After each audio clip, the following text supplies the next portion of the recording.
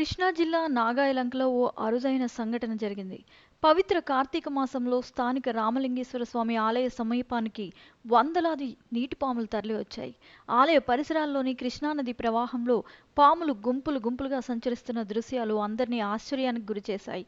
కృష్ణానది ఒడ్డున ఉన్న ఈ పురాతన శివాలయం వద్ద ప్రతి ఏటా కార్తీక మాసంలో పాములు కనిపిస్తాయని స్థానికులు తెలిపారు. అయితే ఈసారి వాటి సంఖ్య వందల్లో ఉండటంతో ఈ విషయం మరింత ప్రాధాన్యత సంతరించుకుంది. ఆలయం వెనుక ఉన్న నదీ ప్రవాహంలో ఈ పాములు స్వేచ్ఛగా తిరుగుతూ కనిపించాయి. ఇదంతా ఆ శివయ్య మహిమేనని భక్తులు విశ్వసిస్తున్నారు. ఈ ఘటనపై భక్తులు స్పందిస్తూ ప్రతి కార్తీక మాసంలో స్వామివారిని దర్శించుకోవడానికి ఈ పాములు వస్తాయి. ఈసారి మరింత ఎక్కువ సంఖ్యలో రావడం ఆ శివుని అనుగ్రహానికి నిదర్శనమంటూ వ్యాఖ్యానిస్తున్నారు.